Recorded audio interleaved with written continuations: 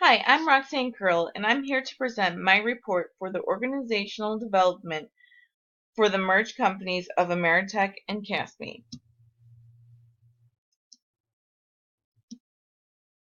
Ameritech is an internet technology company that has recently merged with Casme, a Canadian social media company. Because of this merger, there has been low performance seen in the new organization, and the employees are suffering from low morale and stress. Creating an organization that is proactive towards change is vital to the company's sustainability. Need for change and to create a culture for change is due to competition in today's global market. Increased competition and fast pace have made an organization's ability to change one of the deciding factors in its future. This ability to change and adapt is due to how well the organization and its members can handle change. An organizational culture that encourages risk-taking and innovation becomes better at handling change, and understanding how change can affect organizational members will give the company the ability to prepare and plan. Culture is the shared values, beliefs, and behaviors of an organization. It is a guide to the expectations, norms, and objectives throughout the company. Since culture is such an in-depth and established concept and can be one of the most difficult things to change in an organization. When merging two companies, both cultures will come together and many things may clash or be uncertain. Establishing a new or composite culture is needed to make employees understand what the new company expects of them. Some of the best practices for merging these cultures are to recognize employees and their contributions. Recognition is a key concept to reinforcing new culture. Thus, recognition must be done right after the act so that it stays fresh in the mind. It also needs to be toward a specific action and should not be generalized, such as just saying good job. And without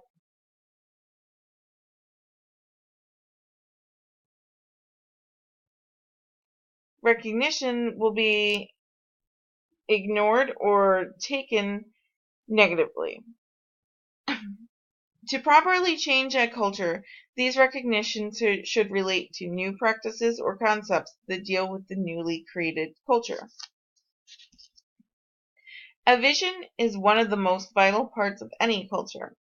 The vision provides a direction for organizational goals and objectives, and gives employees an idea of what the business stands for and where they are going.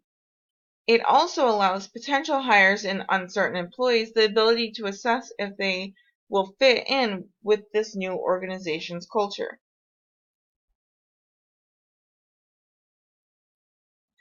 Leadership is number one when it comes to organizational culture and change. Leadership is where everything starts and where everything is learned. Leaders must show how they expect employees to act in order for them to follow along. If leadership does not believe in the changes, neither will the employees. They are also first to communicate the culture and vision of the organization and its culture. Leaders are the best way to get the vision and the goals to every part of the organization to make sure everyone is aligned with it. Creating positive relationships enables change to be less stressful on employees. When they trust their management, employees will listen to reasoning better because they believe what is being communicated to them. Getting honest answers, whether good or bad, can reduce resistance by keeping communication open. These positive relationships also create a sense of support for the staff of the corporation. Robbins and Judge, in Essentials of Organizational Behavior, refer to a study where 235 employees of a large housing corporation in the Netherlands experienced a merger, and when employees responded, those who felt supported by their managers had a positive relationship. felt more positive about the change. Managing subcultures is also an important part to a merger, in particular. Besides overall organizational culture, there are individual subcultures in departments, teams, or groups. These subcultures contain their own norms and values that must be taken into account. Changing organizational culture and ignoring these individual cultures can be a large setback that can even result in failure, because if subcultures are not addressed, they can go on acting as they did before the change process happened, resulting in little to no actual change. These subcultures can also develop their own goals, so they should be changed so that they are actively aligned with the goals of the organization. Overall, all culture for change should be the goal in creating a new one. A culture that encourages risk-taking and innovation readies an organization for future change because they are already used to adapting and altering. Having no punishments for risk-taking and failure gives a lower level of stress and anxiety in taking chances. This all contributes to the idea of making an organization proactive towards the possible changes in the future, and ultimately works towards the reduction of resistance, stress, and apprehension.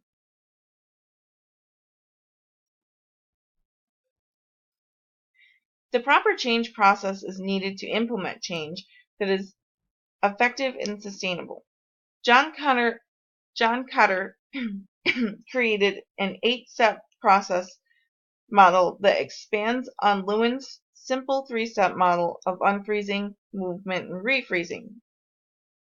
In Kotter's model, we start with creating a sense of urgency. This is important to understand to get organizational members to understand why change needs to be made.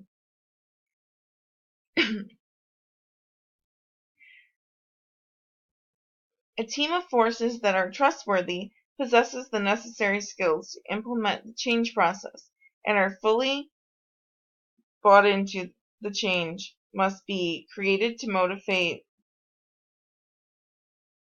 others towards change in communication.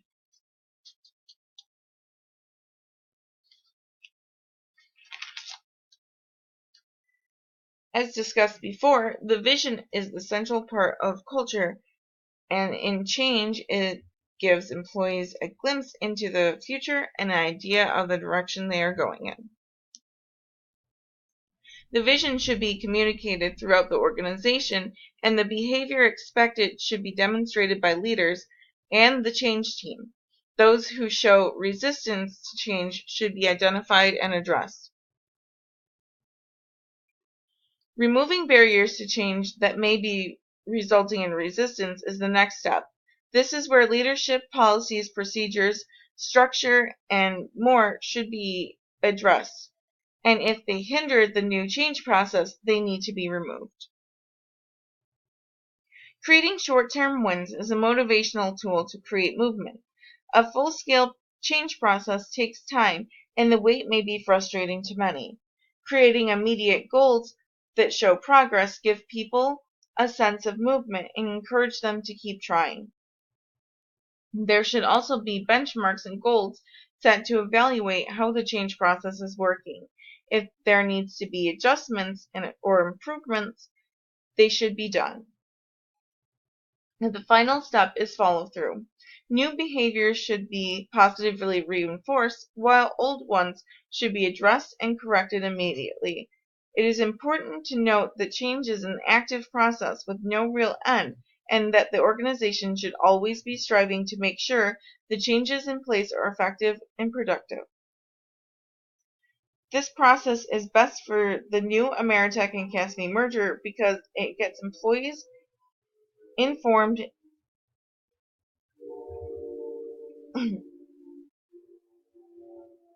and involved while making the company address and evaluate its effectiveness.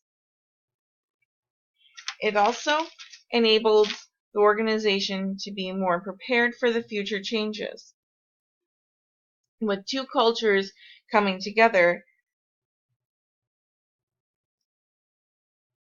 a more in-depth process like this one gives the company the ability to dig deeper into their change.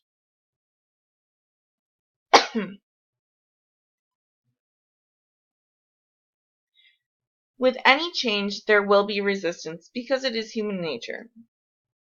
Freeborough, in the course Organizational Development, states that people often resist what occurs during change, not necessarily the change itself. With that, some resistances that occur are because of habit.